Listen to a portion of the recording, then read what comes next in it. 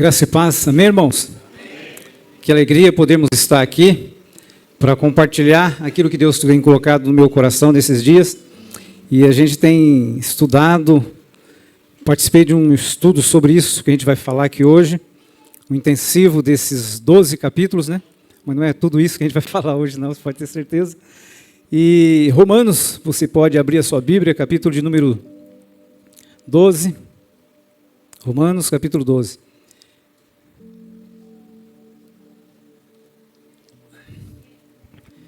Eu creio que a gente vai conseguir falar pelo menos metade daquilo que Deus tem para falar, pelo menos nesse culto, amém? Romanos capítulo 12, o apóstolo Paulo começa dizendo assim: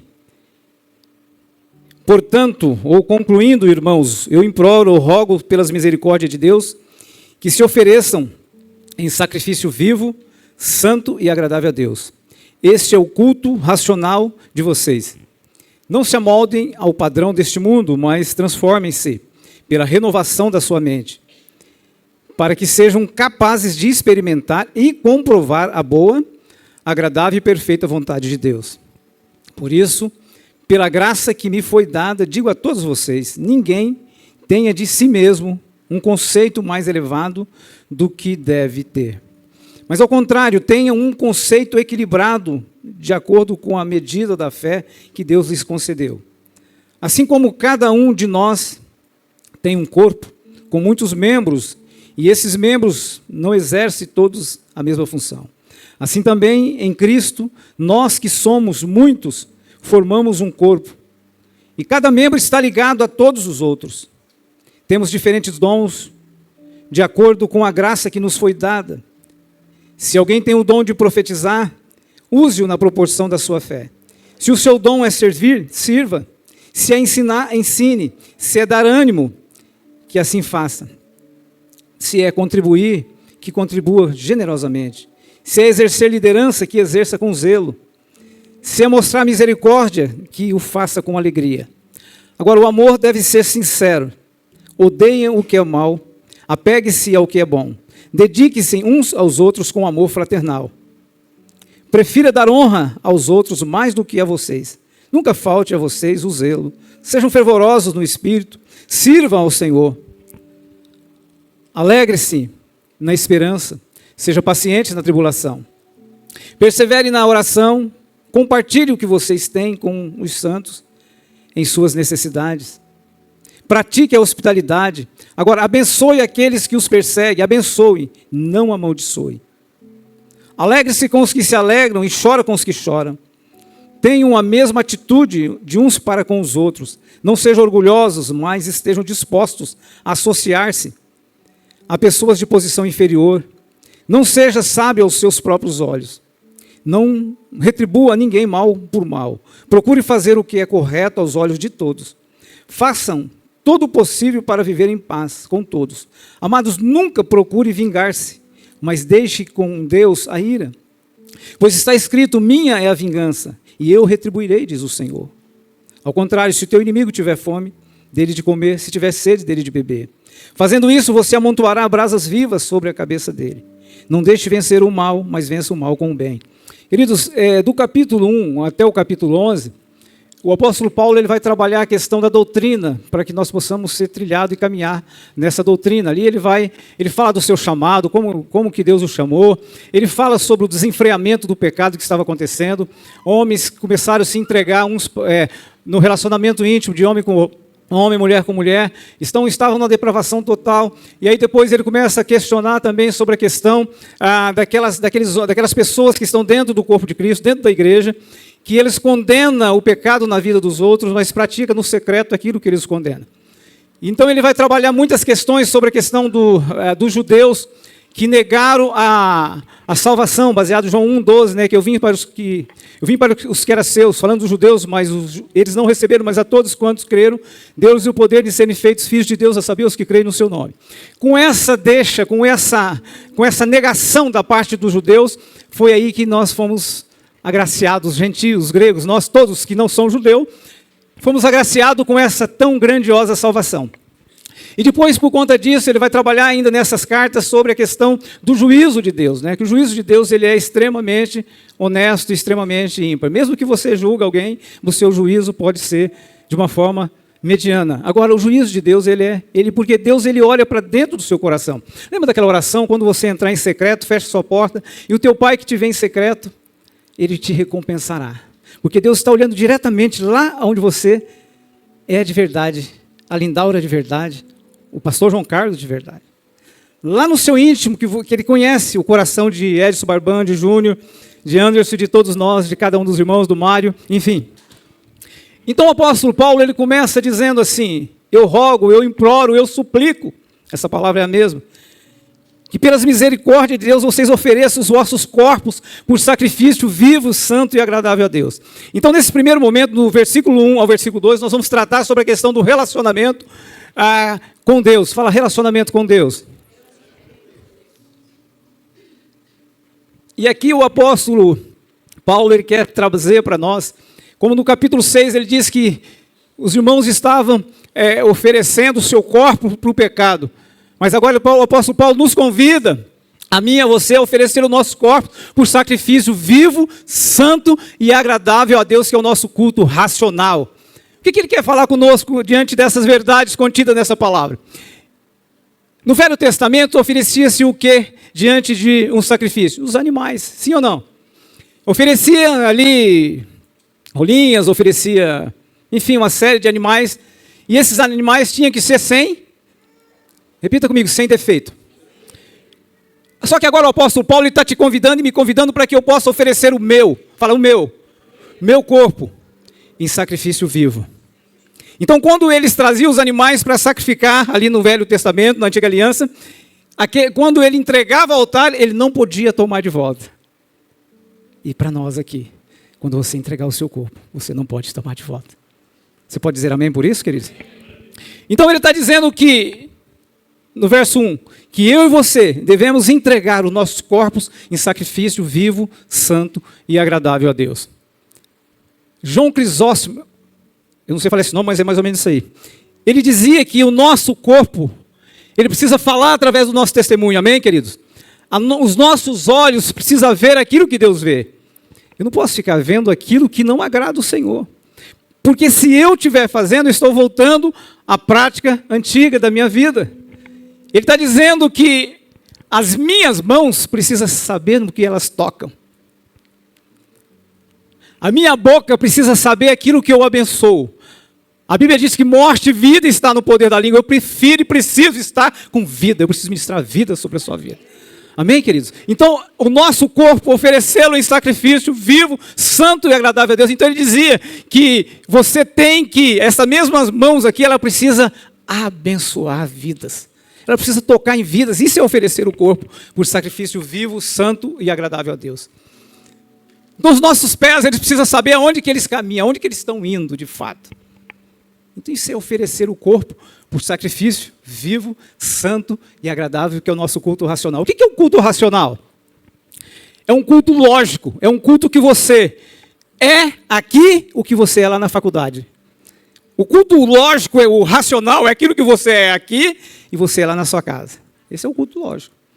Porque não adianta você aqui, glória a Deus, aleluia, recalabassuriando, elemagás, chega lá em casa, você está mentindo, está passando os outros para trás.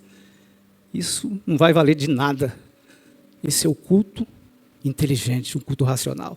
É oferecer o seu corpo por sacrifício vivo, santo e agradável a Deus. E não somente isso, ele vai dizer ainda que eu não devo, agora ele vai não é exortar, ele vai nos advertir, ele diz ainda no verso, não se amolde ao padrão deste mundo, mas transforme-se pela renovação da sua mente, para que sejam capazes de experimentar, comprovar a boa e agradável vontade do Senhor. Então eu preciso ter a mente de Cristo.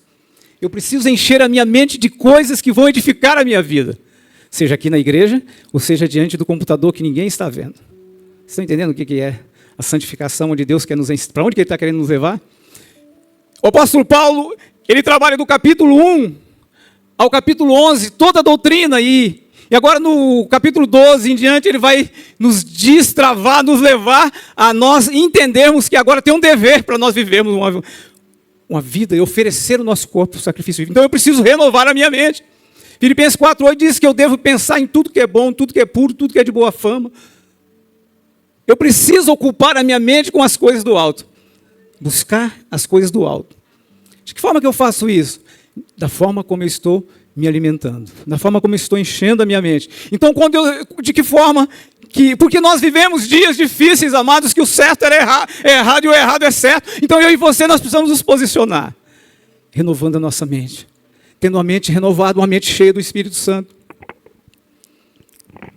Para quê? Para que eu possa experimentar a boa, agradável e perfeita vontade. Então, quando ele diz assim, não amoldeis a vida de vocês a este mundo, que a vida de vocês não toma forma deste mundo, mas que vocês sejam luz.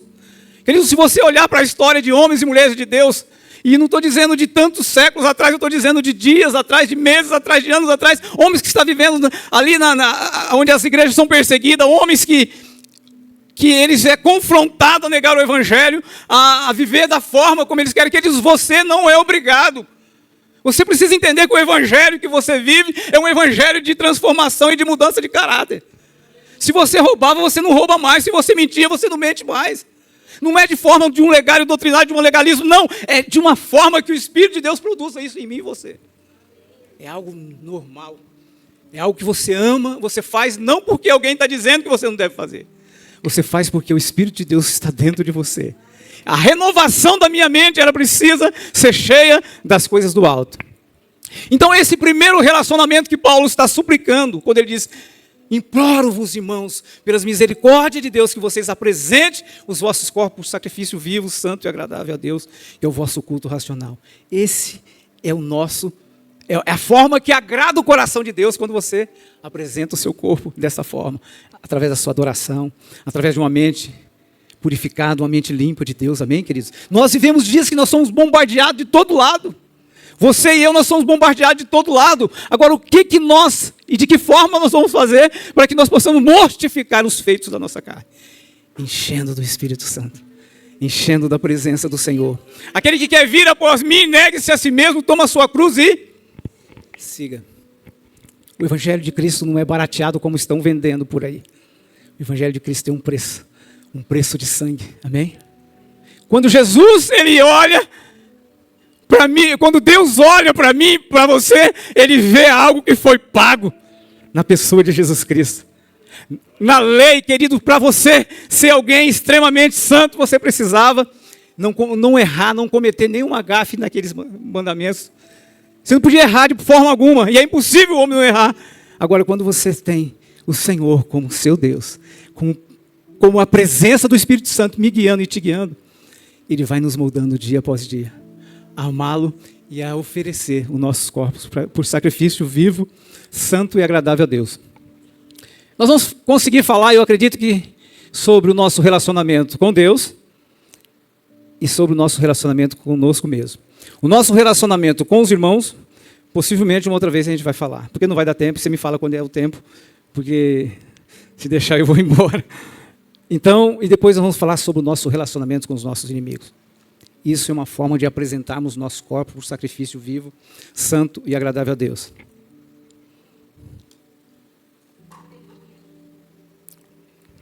Verso 3 diz assim, por isso, pela graça que me foi dada, digo a todos vocês, ninguém, fala comigo, ninguém, tenha de si mesmo um conceito mais elevado do que deve ter. Mas ao contrário, tenha um conceito equilibrado, de acordo com a medida da fé que Deus concedeu. Aqui mesmo. Queridos, é o seguinte, o que o apóstolo está falando para mim e para você? Que eu tenho que fazer uma autoavaliação de forma honesta. Não adianta eu dizer assim, eu sou o bambambam, eu sou isso, aqui. Não, você não é nada, você é o que é pela graça de Deus. Ponto. Você e eu não somos nada. Ah, mas você não é nada. Se Deus não compra você, o que você era? Então nós somos o que somos pela graça de Deus. Então ele diz assim que eu não devo pensar sobre mim mais do que sou. Você precisa ser o Messias e ponto final. O João Carlos e ponto final, o Edson. É você e você não tenta ser quem você não é. Então ele está dizendo que você tem que fazer uma avaliação honesta sobre quem é você. Então ele diz assim, por isso, pela graça que me foi dada, digo a todos vocês, ninguém tenha de si mesmo um conceito mais elevado do que deve ter. Mas, ao contrário, tenha um conceito honesto, de acordo com a medida da fé que Deus lhes concedeu. Então, o apóstolo Paulo aqui, ele está pegando uma agulha e desinfrando a sua bola. Você não é nada além de Cristo. Tira Cristo da igreja, acabou a igreja. Porque pela graça que me foi dada, né, então foi um favor que foi dado para nós, imerecido, você não merecia. Então o apóstolo Paulo está dizendo, pela graça que me foi dada, ninguém de si mesmo tenha um conceito mais elevado do que deve ter. Mas ao contrário, tenha um conceito equilibrado, de acordo com a medida da fé que Deus lhes concedeu. Segundo lugar, assim como cada um de nós tem um corpo com muitos membros, e esses membros não exercem todos a mesma função, e aleluia por isso, assim também em Cristo, nós que somos muitos, formamos um corpo, e cada membro está ligado a todos os outros. A Bíblia diz que nós estamos ligados sobre juntas e ligamentos. Então você que é no corpo de Cristo aqui, o olho não pode dizer, eu não preciso da orelha, eu não preciso da boca. Você precisa. 1 Coríntios 12 vai dizer lá que a boca não pode dizer que não precisa da orelha, os olhos não podem dizer, porque nós fazemos parte do corpo. Para que eu e você possamos entender isso de forma prática, pastor João, se eu cortar o seu braço ali, esse aqui, ó, o que vai acontecer com esse braço? Vai morrer. Amém? Então eu e você precisamos entender que nós estamos ligados no corpo um ao outro. Então se um sofre, logo todos sofrem, ou deveria sofrer. Então vamos mais.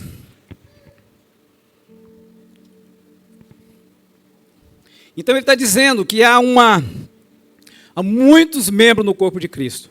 E aí ele começa dizendo, assim como em Cristo, que somos muitos, formamos um corpo, e cada um membro está ligado a todos os outros, temos diferentes dons. Em terceiro lugar, ele vai falar sobre os dons que você exerce na casa do Senhor. Então você precisa descobrir qual é o seu, amém, queridos? E não ter inveja do outro.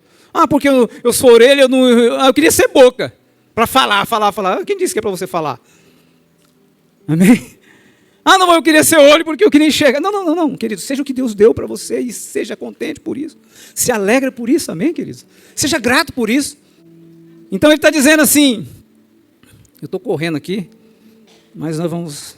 E cada membro está ligado todos os outros. Aí ele está dizendo, temos diferentes dons de acordo com a graça que nos foi dada. Mais uma vez, o favor de Deus. Se alguém tem o dom de profetizar, use na proporção da sua fé. A ideia de profetizar aqui é alguém que ensina as Escrituras, que saiba expor aquilo que está recebendo da parte de Deus. Amém? Por quê? Qual que é o propósito das Escrituras? É edificar, consolar. Não é isso? Me ajuda aí, gente. Edificar, consolar e exortar. Então, a palavra de Deus, quando eu tenho esse dom, eu preciso cada vez mais me aprofundar na palavra para que eu possa trazer algo que de fato vai edificar e mudar a minha e a sua vida. Você pode dizer amém por isso? Então vamos mais. Ele diz assim, se o seu dom é servir, sirva. Querido, sirva, né? Você olha na igreja, porque os ministérios, eles são levantados dentro do corpo de Cristo, amém? E essa ideia de ministério é a ideia de diácono, de alguém que serve. O Senhor Jesus diz assim, eu não vim para ser servido, mas para... Então faça isso como exemplo. Então nosso referencial maior em todos os aspectos é o Senhor Jesus. Porque você nota que o apóstolo Paulo fala assim, sede meus imitadores como eu sou de... Sempre ele vai ser o nosso referencial maior. Sempre ele vai ser o nosso referencial por excelência. Quem tem o dom de servir, sirva. Se é de ensinar, ensine. Queridos, no corpo de Cristo existem vários ministérios, pelo menos de Efésios 4:11, se alguém puder projetar. Qual o propósito desses ministérios na igreja? Qual o propósito de Deus criar os ministérios, de criar os dons, de distribuir os dons? Efésios 4:11 vai falar sobre os dons ministeriais que é para o aperfeiçoamento do corpo. Então, o que diz lá? Vamos ver, vamos achar, vamos buscar.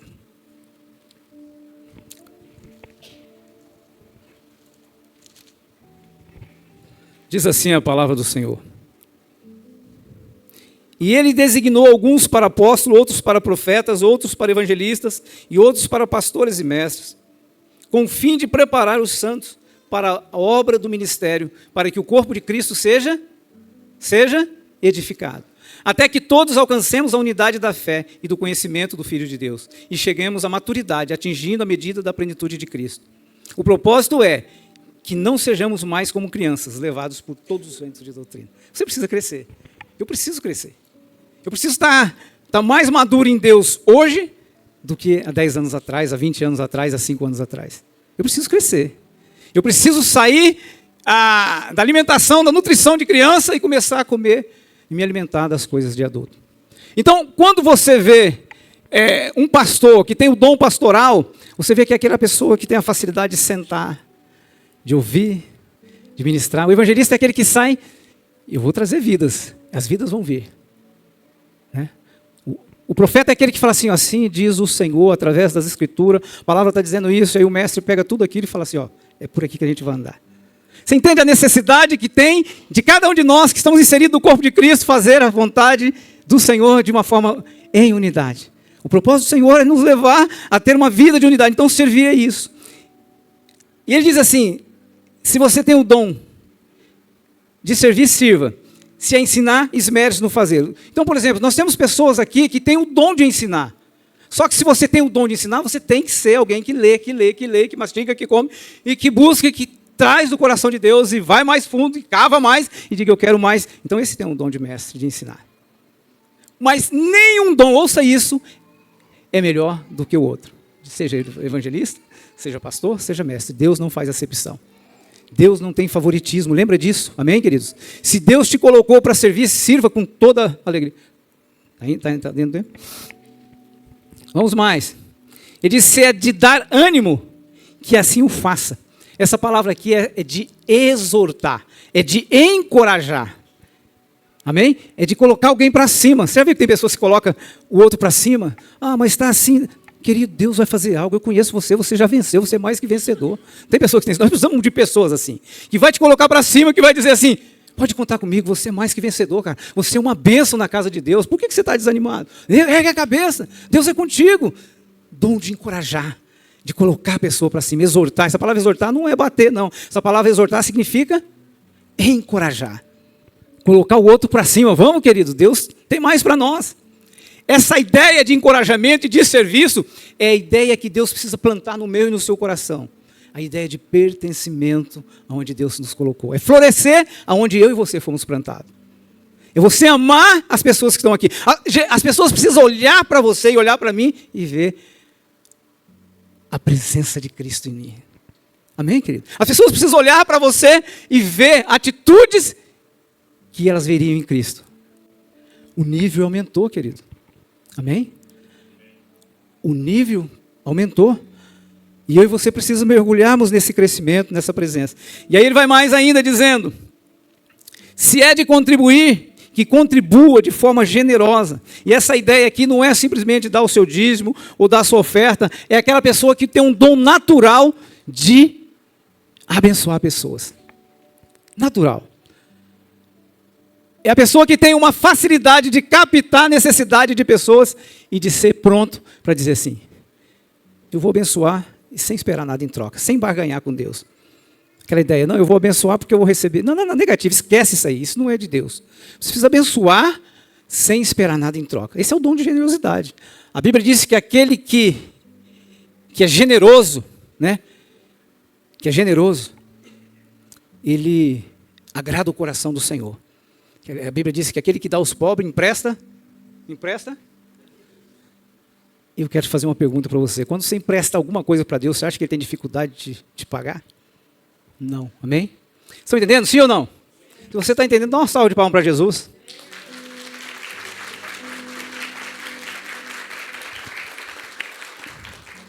Aleluia. Ele vai mais ainda. Aquele que tem o dom de liderança, que exerça com zelo. A ideia aqui de liderança não é você ter um cargo. Porque tem pessoas que não têm liderança e é líder. Amém? Tem pessoas que têm um cargo, mas não é alguém que tem o dom de liderança. Então ele diz assim, aquele que tem o dom de liderança, que exerça de qualquer forma, com zelo. Queridos, nós estamos vivendo coisas vazando por essas internet afora, por essas homens Ditos, entre aspas, homens de Deus que já casaram 3, 4 vezes achando que isso está tudo normal. Homens que perderam o temor, que perderam a linha e o carretel e não acham mais. Vocês estão entendendo, sim ou não? Queridos, o evangelho que adentrou dentro de nós, ele mudou o nosso caráter, amém, queridos? Ele nos transformou, porque ai de nós se ele não fizesse isso. Eu e você precisamos chegar aos pés do Senhor Jesus todos os dias e clamar por misericórdia, para viver num mundo tão impiedoso, num mundo que está mudando. Por isso que o apóstolo Paulo fala assim, não toma forma deste mundo, porque ele muda toda hora. E queridos, quando nós estudamos o livro de Romanos, você vai ver que nós estamos vivendo naqueles dias. Isso foi escrito há mais de 2000 anos atrás, e parece que nós estamos dentro daquele contexto. Homens cheios de si, homens que perderam o temor de Deus, homens que perderam o senso do que é pecado. Talvez você queria ouvir uma outra palavra, né? Queridos, eu tenho uma péssima notícia para você. Em alguns momentos eu prego algumas palavras evangelísticas, mas as minhas palavras são só sobre isso aí. Talvez o dia que você souber que eu vou pregar, de repente você pode até não vir. Mas é isso aqui. É algo que vai mudar a sua vida, que vai te conduzir para o céu. É algo que vai te transformar de fé em fé e de glória em glória. Eu preciso temer e tremer diante daquele que um dia eu vou prestar conta. Amados, eu posso prestar uma conta para vocês aqui de forma muito superficial, mas um dia eu vou estar diante do Rei dos Reis, do Senhor dos Senhores. E eu e você vamos estar diante do tribunal de Cristo. E ali, aquilo que você fez em secreto vai estar estampado. Mas eu tenho uma boa notícia para você. Seja obediente, como o Senhor o foi, e você não vai precisar de ser envergonhado. Pelo contrário, você vai acontecer o que todos nós esperamos. E para finalizar, então nós falamos do nosso relacionamento com Deus, e agora comigo mesmo, e em uma próxima ocasião nós vamos falar do nosso relacionamento com os nossos irmãos e com os nossos inimigos. Queridos, não tem mais moleza. Agora é crescer e crescer, oferecer o corpo do sacrifício vivo, santo e agradável a Deus. Não tem como brincar de crente, ou você é ou você não é. Não adianta nós enganarmos a nós mesmos. Você e eu foi chamado para brilhar em meio às trevas. O Espírito Santo de Deus vai produzir em mim e você esse temor e tremor. E para finalizar, se é mostrar misericórdia, pelo amor de Deus, faça com alegria. Seja misericordioso, é colocar o seu coração na miséria do outro. Amém? É você se identificar. Querido, nós estamos vivendo um momento de tanto egoísmo, que nós não conseguimos olhar para os nossos irmãos. Queridos, há umas mistureiras de informação, principalmente esses pastores coaches, que eles estão dizendo para você que você precisa estar mudando de mesa em mesa. E Jesus te fala para você, quando ele vai convocar os discípulos, que ele tem Judas e tem Pedro ali. A Bíblia diz que quando ele vai lavar os pés daqueles homens, que ele vai escolher aqueles homens, e ele sabe que Judas havia de trair. E ele dá um beijo em Judas, e aquilo era uma forma de honrar. E agora veja o que acontece. Nada mudou do que Jesus era. Mesmo que Judas tinha alguma coisa ruim. Agora você precisa que a nossa vida, mesmo que alguém nos faça mal, nós vamos ver isso no próximo capítulo, né? Que não é o que as pessoas fazem para nós, é como nós respondemos. Queridos, eu tenho um grande defeito, eu creio que o pastor João Carlos vai me corrigir nisso. Eu costumo pregar mais para um lado, assim, eu não sei o que é isso, já tentei corrigir isso, e vocês são os beneficiados, viu? Eu só vou para a direita e a esquerda, é difícil eu assimilar isso, viu, Mário? Mas eu, de vez em quando, eu me corrijo, viu? Eu quero que, se é mostrar misericórdia, que faça com alegria. Queridos, nós precisamos voltar a ter o coração do Senhor, aquele que se identificava com a prostituta, aquele que se identificava com o cego. Queridos, parece que nós estamos tão inflados de nós mesmos, que parece que nós só pensamos em nós, no nosso mundinho. Há tantas pessoas morrendo exatamente nesse momento, sem conhecer o Senhor Jesus, aquele que você conhece. Isso é falta de misericórdia, nós criarmos empatia. Não é só simpatia, é empatia. É algo que vem de dentro de nós, é nós nos empatizar com a dor do nosso irmão, da nossa irmã. Há pessoas que exatamente neste momento estão partindo para o inferno. Sofreu um acidente, teve um derrame cerebral. E pasme você, de repente essa pessoa não teve o privilégio de saber e conhecer aquilo que você recebeu de graça. Amém? Eu finalizo por aqui. Pastor João, deu tempo? Deu? Próximo episódio nós vamos falar sobre, agora aqui vai apertar, sobre o nosso relacionamento com os nossos irmãos. E aí, para finalizar, que é para nós depois nos desmontar todo o nosso relacionamento com os nossos inimigos. Como nós estamos trabalhando dessa forma. E já desafio você a estar lendo o livro de Romanos. Gente, você vai ser confrontado. A hora que você lê ali, se eu não me engano, é o capítulo 2, todos eles ali. Quero desafiar você. Leia, leia, releia. Se é para ler 10 vezes, lê 10 vezes. Mas não lê correndo, não. Leia e fala, Deus tem misericórdia de mim, mais uma vez. Deus tem misericórdia de mim, e Deus tem misericórdia de mim. Você vai ver o justo juízo de Deus ali. Que tremendo. Ele diz assim, os homens julgam, tipo, de qualquer forma. Não, eu estou olhando lá dentro de você. Ah, Deus é tremendo. Amém, queridos? Então... E tem uma boa notícia, se tem alguém aqui que é judeu, descendente de judeu, essa abertura que Deus deu, usando a vida do apóstolo Paulo para pregar para os gentios, que abriu essa porta para todos nós crermos no Evangelho, isso atiçou um ciúme nos judeus com relação aos gentios. Mas uma boa notícia, Deus vai restaurar essas vidas, esses judeus, para a glória do Senhor. Porque Deus, Ele é infinito em misericórdia e graça. Ele é diferente de nós, né? Muitas vezes, algumas pessoas, nós vamos ver sobre isso, elas querem pagar o mal com o mal. E nós vamos ver que nós precisamos fazer o contrário. O bem precisa vencer o mal. Crê nisso? Amém? Vamos pôr em pé, queridos. Pedir para os irmãos estar dedilhando. Faça essa oração comigo. Espírito Santo, Tu que conhece todas as coisas, Tu que sonda todas as coisas, venha me ensinar a viver a Tua palavra de acordo com as Tuas verdades, não com aquilo que eu imagino, que eu acho que deve ser, mas eu crucifico a minha carne para que Cristo possa de fato viver em mim, para que eu possa experimentar a boa, agradável e perfeita vontade do Senhor.